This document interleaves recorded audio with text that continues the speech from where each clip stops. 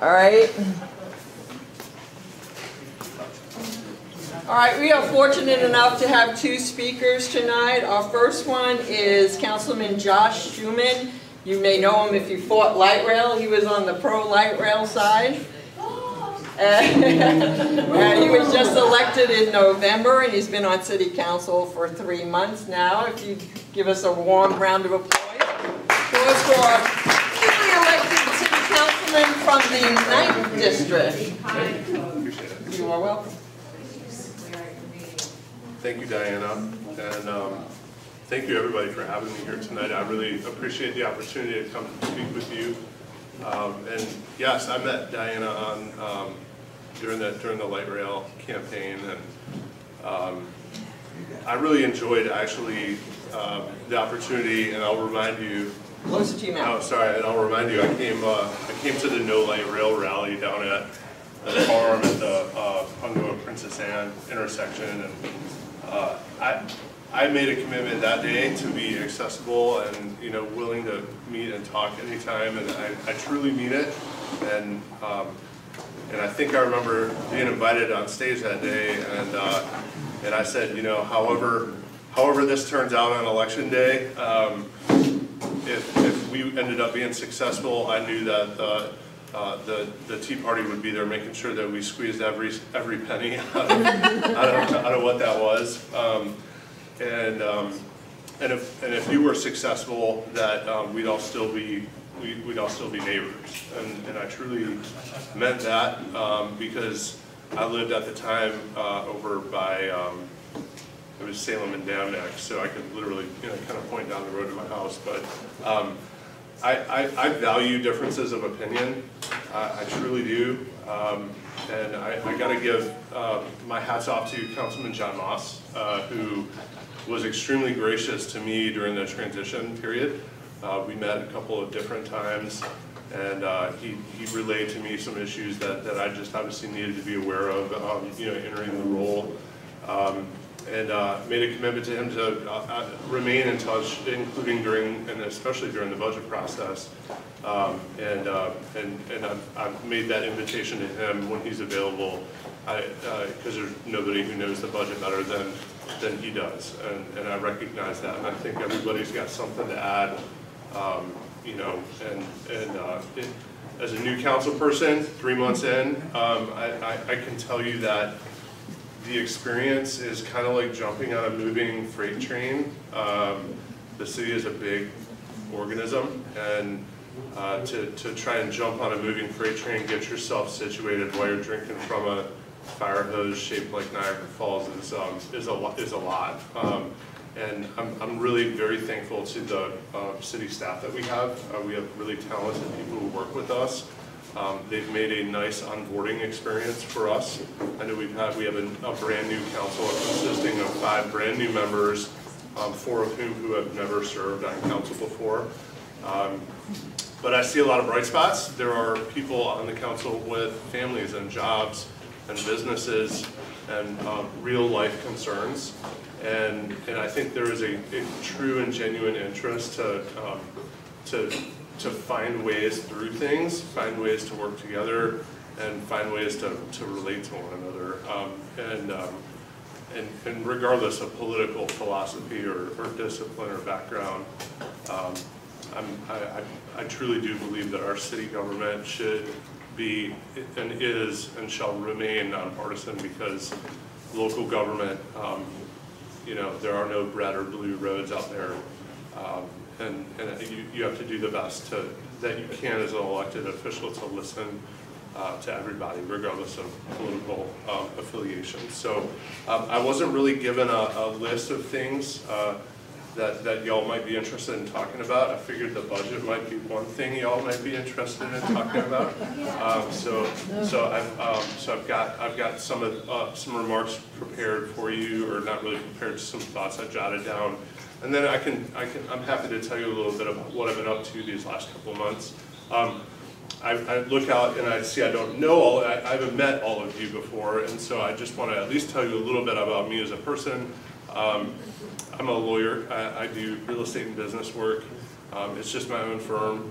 I don't do very much lawyering anymore because, as it turns out, city council is the most full-time, part-time job you'll ever have.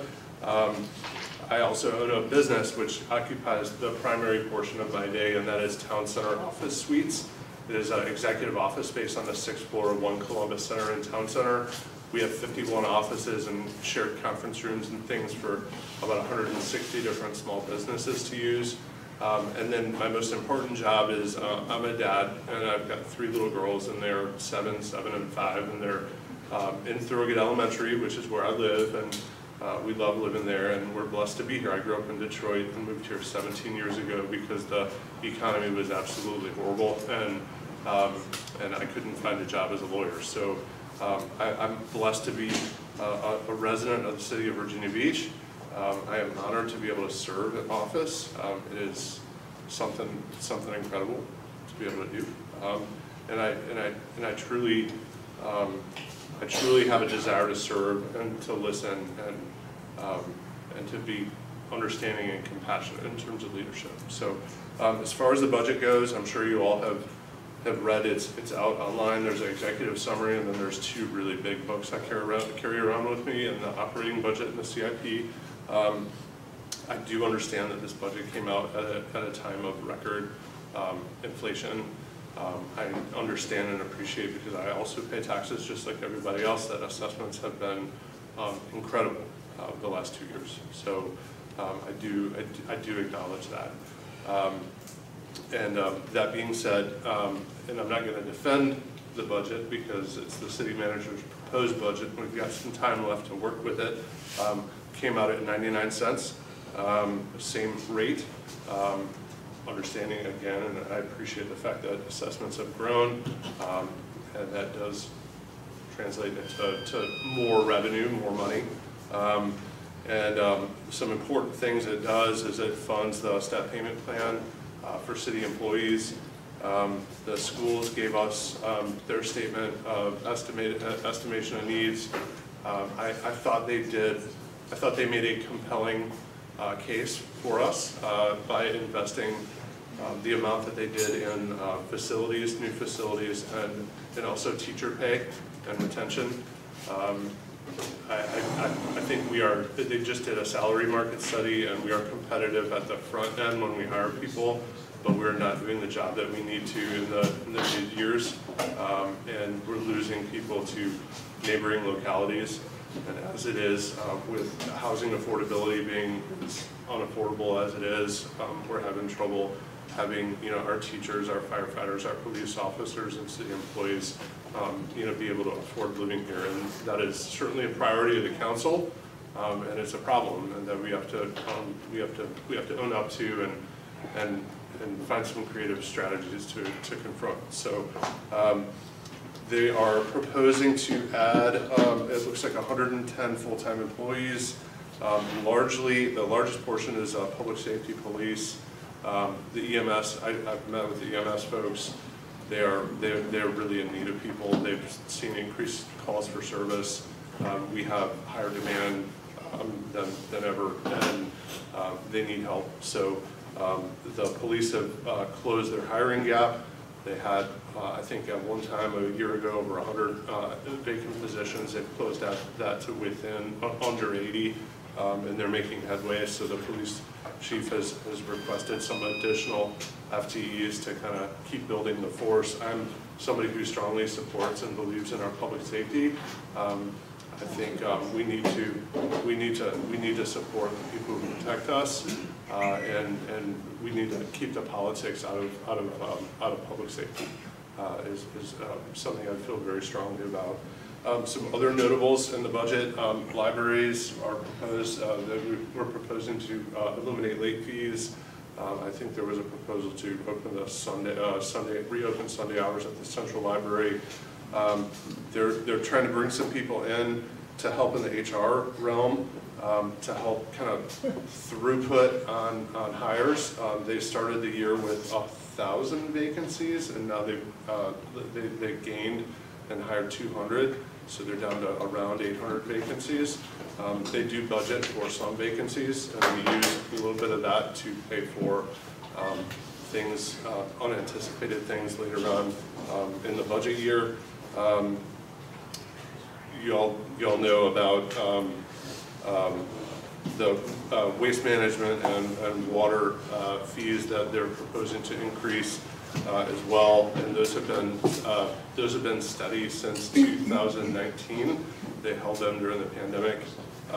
For waste management, they're proposing a $2.50 increase, and then for water, it's a 30-cent increase per gallon.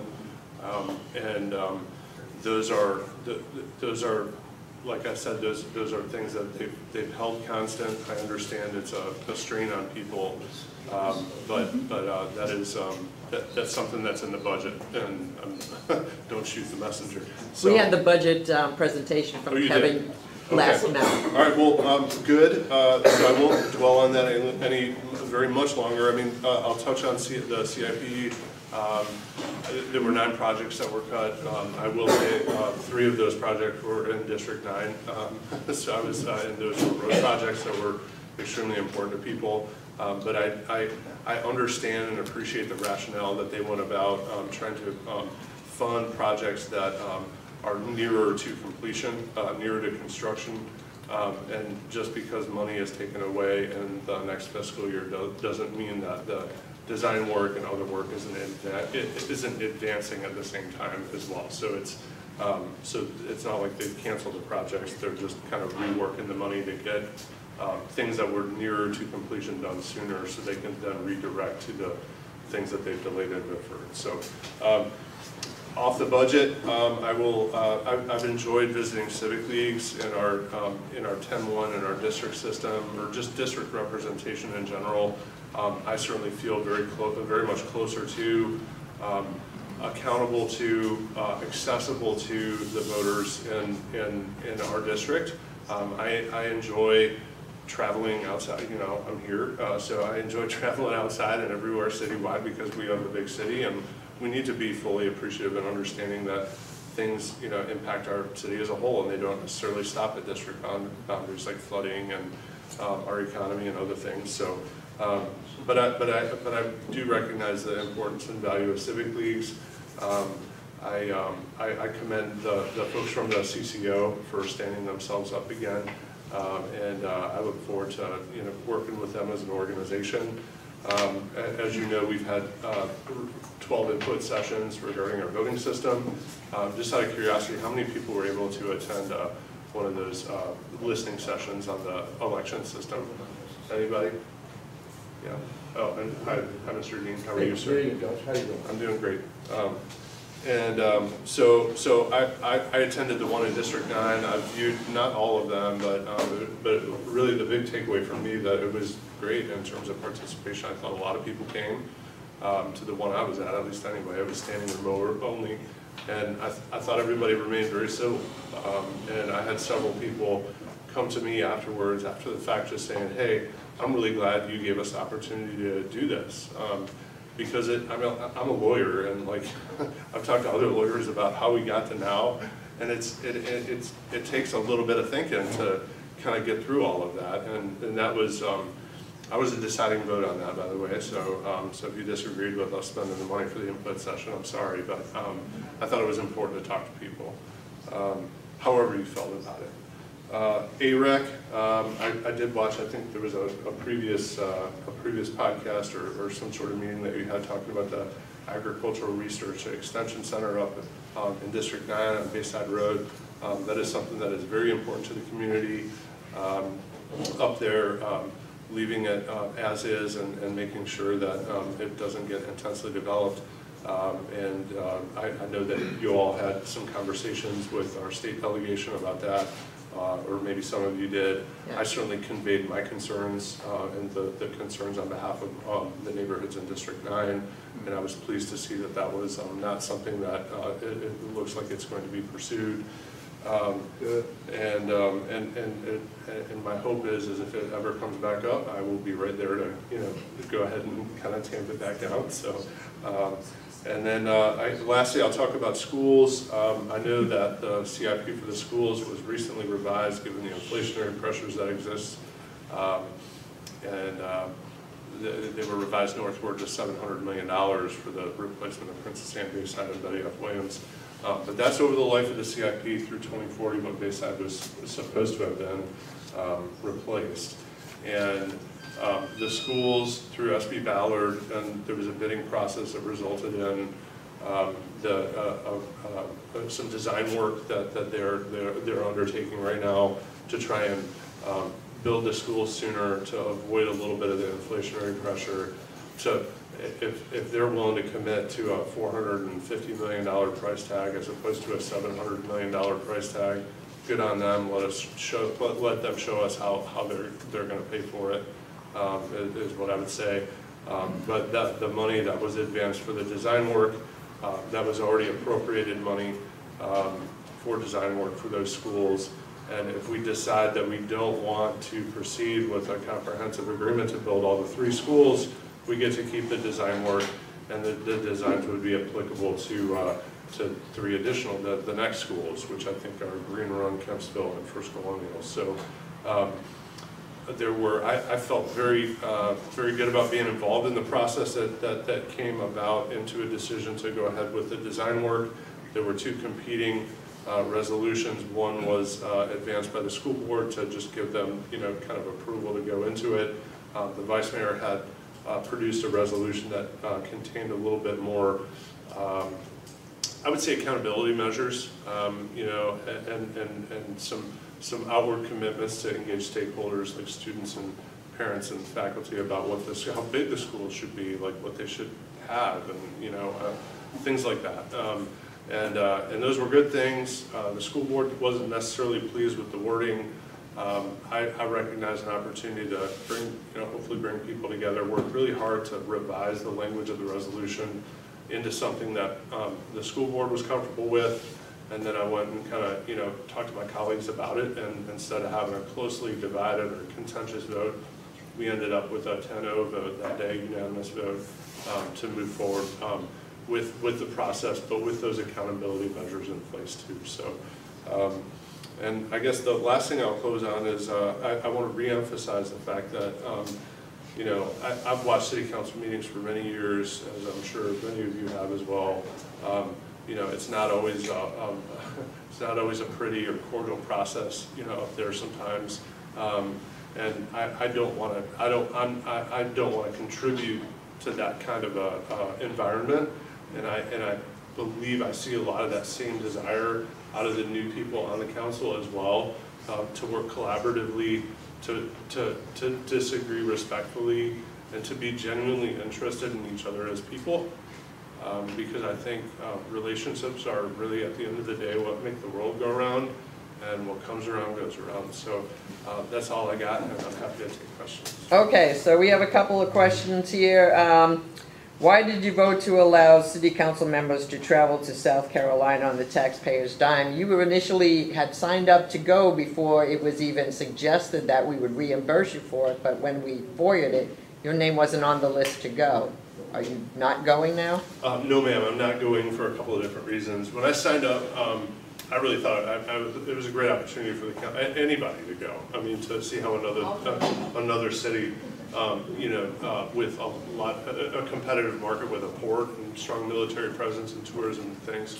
I had been previously a member of the chamber board, and I really wanted to go in prior years, but I got young kids and wasn't able to go. So I planned on going. I was kind of wrestling with, do I pay for the airfare? Do I drive down? I didn't want it to be entirely a city expense.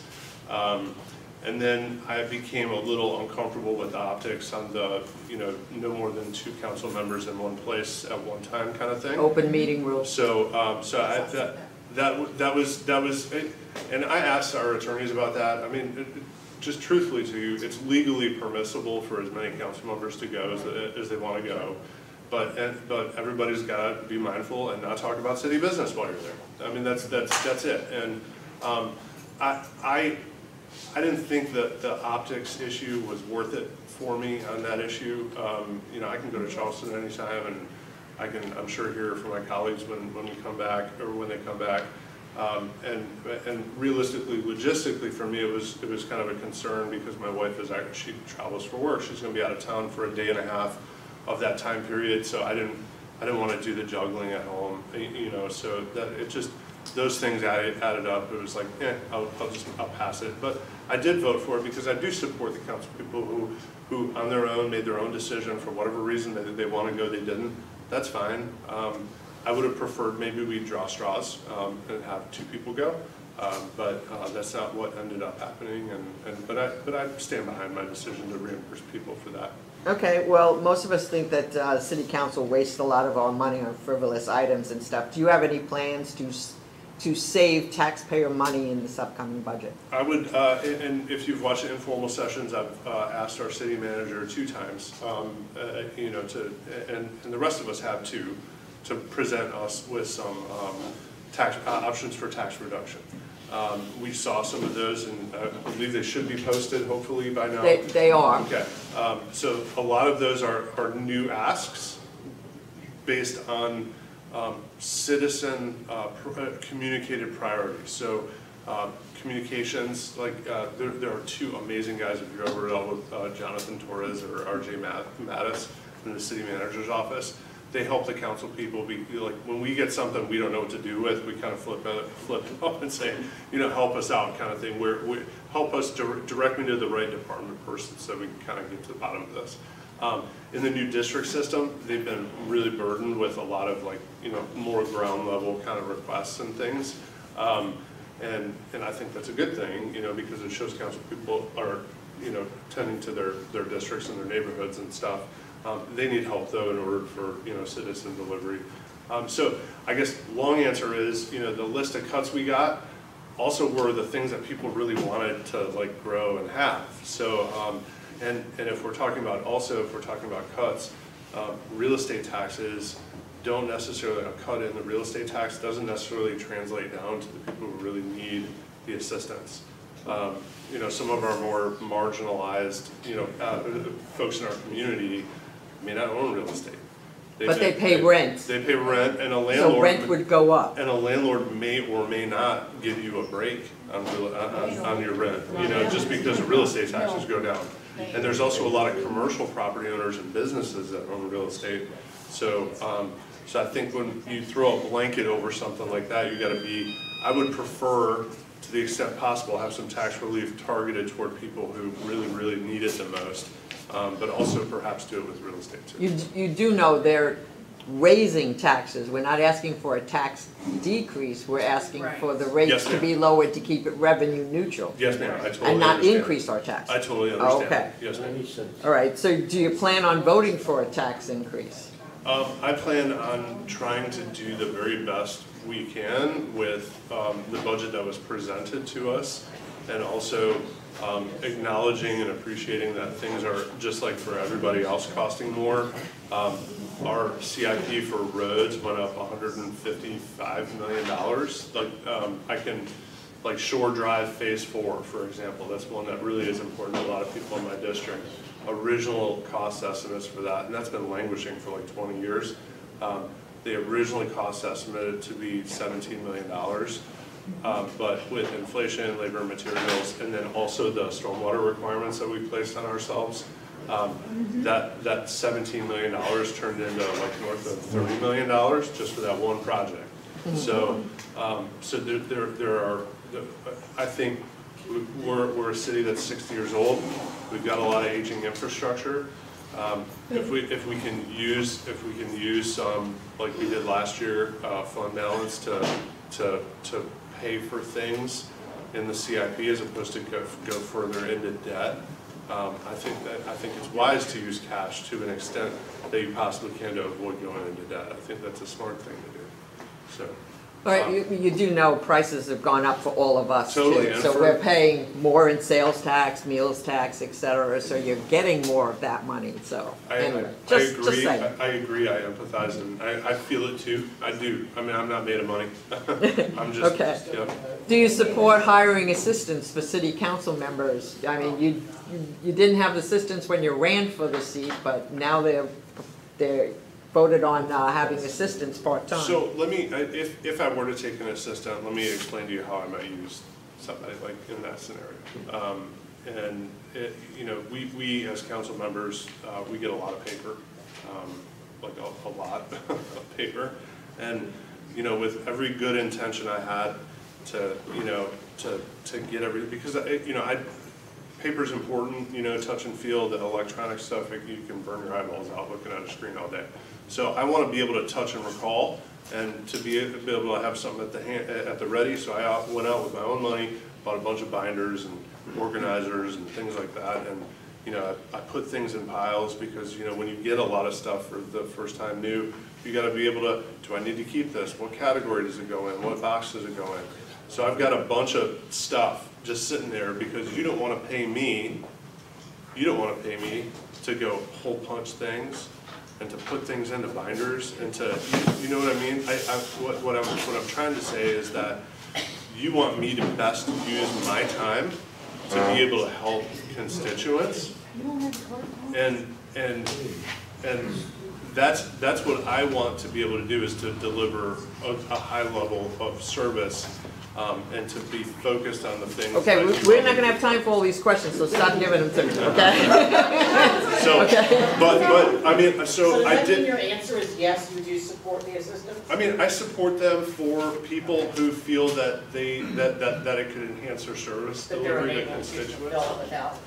I mean, I don't know that unable is the right word. I mean, I signed up, I ran for this job, and I'm fine doing it without one. But I mean, I do see the benefits of having a little bit of somebody to do things that, for the dollar value of my time, don't make sense for me to do. Okay, what's the status of Rudy Loop? Hopefully, well, we just heard from the public, it's overwhelming consensus that it's a park. And I really do, I like that a lot, because we don't need to develop every inch of our shoreline. It's an extremely valuable piece of property and presents a tremendous economic development opportunity. And so I'll be honest with that. But if we're not going to, and if we're not going to use it for an economic development opportunity, it better be a pretty sweet park, you know, for the public to enjoy, and to have it be the crown jewel of our city at our ocean front. So yes, park, and way to go for our. I think that's what most people voted for. Parks and Rec Department did a great job, because they were the only ones that listened. Okay, says, why aren't you using the rainy day fund to cover increases? Is it, that's what it's for? You know, every department has a contingency fund, every single one, in case emergencies come up. As far as rainy day fund, if you're talking fund balance, it's supposedly, the policy is between 8 and 12% is what we carry. I believe the city budget is aiming for 8.92% is what I remember seeing. So they're lowering it? Yep. Okay, let's accept that you're going to support a tax increase on real estate. Would you draw the line on oppose all fee increases? Those fees are enterprise funds, so they pay for the cost of services delivered, and they pay for the people who work in those departments. So, I mean, it's not as much discretionary as it is driven by what the cost of service is. And as much as I would love to stand here and say I will hold the line on every single fee increase, it's not realistic. Okay, public-private partnerships. Okay, we're just getting done with Atlantic Park, right? And now they're proposing a convention center hotel, another $200,000 for a public-private partnership. You're just talking about that at City Council? Actually, that was pulled from the agenda. I know it was pulled from the agenda, but you're bringing it up after the vote. Potentially, and I don't know. I mean, we've been briefed in closed session on some details, but there's no deal. There's no advancement, and I mean, public-private. I think at your debate, I believe I was asked that question as well, and I know that we all kind of have different feelings about that, but they do take different shapes and forms. You know, some is, you know, tax increment financing to build a garage. Some is you contribute land. Some is you cost share on site work. So as long as the city is well represented and its interests are adequately protected, you know, I think public and private can work. It can, but Atlantic Park, we've already put out $126 million and 140. I'll say even more, so, yeah, $140 million. Yeah. And there's still more in the budget for buying property or whatever, and so when what- we ever get a return on that? So I just want to make sure, we understand that Atlantic Park, what we paid for, or what we are paying for, is an entertainment venue, which we asked for. Yeah, the city asked for it, we didn't. We didn't. Well, the collective, and entertainment venue, and parking, and utilities work, infrastructure work. Those are the three things we're paying for. So $140 million, essentially. The developer is taking on the $200+ million category. So I think that, just out of curiosity, have you all been to the Sandler Center before? Yes. Okay. The Sandler Center 16 years ago cost $48 million. $48 million. 16 years ago. It seats 1,500 people. Okay. Atlantic Park, if the door is inside seats 2,500, and then outside is another 1,500. So that's actually I think it's 3,500 and 1,500, and it seats 5,000 total. At a cost of somewhere in the mid-50s, 50 million, 16 years later. So you're getting 3,500 more people in terms of capacity. 16 years later, even considering the inflation we've experienced, for less than $10 million more.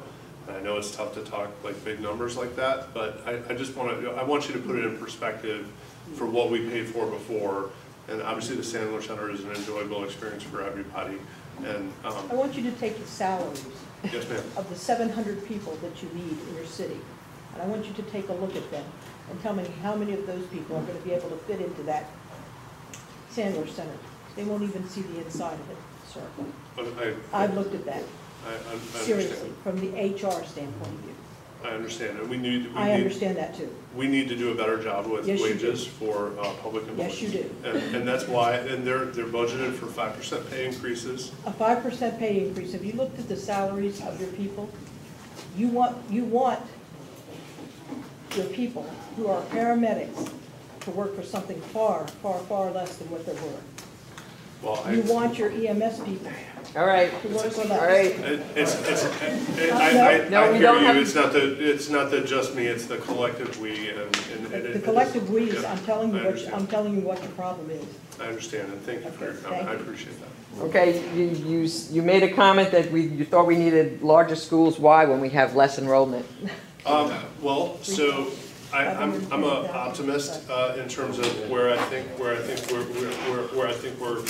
to go and grow. I think each of those schools need to be looked at differently, because Princess Anne High School has within it a special education kind of component.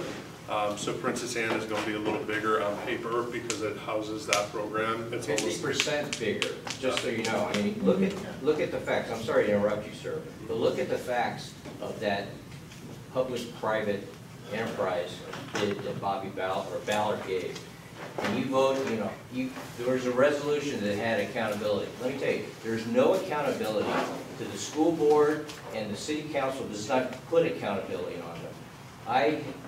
My wife particularly looked at it. Those three schools are 50% bigger.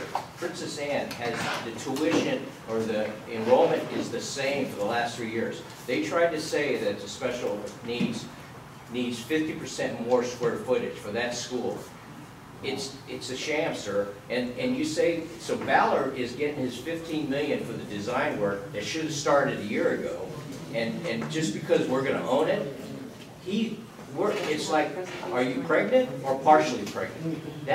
Proving that we are pregnant. We're pregnant. So, I mean, I listened to the debate when you were at the Libertarian. I thought you'd be a different person. I'll just tell you, I supported John Moss, but I thought you might be able to stand the line. And unfortunately, what I'm hearing here is, in the 3 months that you've been on the city council, no disrespect, you are a politician, sir, and you will not take a stand. So I just hope you look deeply into the school board budgets, because that's our money being wasted. Okay, Elaine, last question, and then we have to move on. Hi, I'm not sure if it's a question or a cautionary tale. We don't need the tail. There are 5 new council members on, and I've seen y'all all ask, and try, this is a big undertaking, I get it, you just got into office and the budget was right there. You were not there when council gave the city manager the direction to go in, so I can't hold you responsible for that. But can the new guys on the block try to make it a better process going forward? For example, something really simple, like show me what the budget would look like with the total gross revenue that we have right now, and then show me what we need to add, rather than all this propaganda coming, oh, we're gonna have to cut, we're gonna have to cut. The other day, y'all said layovers in the meeting, and That was unfortunate. Yeah. That was Layoffs, Yes. sorry. And that this is a two-parter. The other thing that concerns me that I hope the new guys are watching out for is you asked for a presentation from the city manager, and I could have debunked every one of his points, saying that you need to get rid of 12 full-time employees. These are open positions, unfilled positions that have been that way, some of them for 18 months. Yeah, she can definitely Those get rid of those So or talking repurpose about them. Those were laying new off ads. was out of bounds. Everything on that Yeah. everything on that menu, just really quickly, because I want to respect the next speaker. Everything on that menu were new people above the baseline service that we deliver now. So, but it was based. They were based on what we got from the public in terms of what priorities they have in terms of what they want more of. So, and I'm open anytime to talk to you. Okay, and thank you for I see you in our informal session. So thank you for showing up and participating. Okay, can we have a round of applause for Josh? Thank you so much for coming. And if you want to attack him in the hallway here, go ahead while I introduce the next speaker. I'm gonna go home and be with my kids. So thank you very much. Thank you for coming. We'll have you back. Okay, our next speaker is Pamela Burnham. She's a BSN, which I have no idea what that is, and a Bachelor of Science in Nursing and an RN. She spent most of her career as a critical care nurse.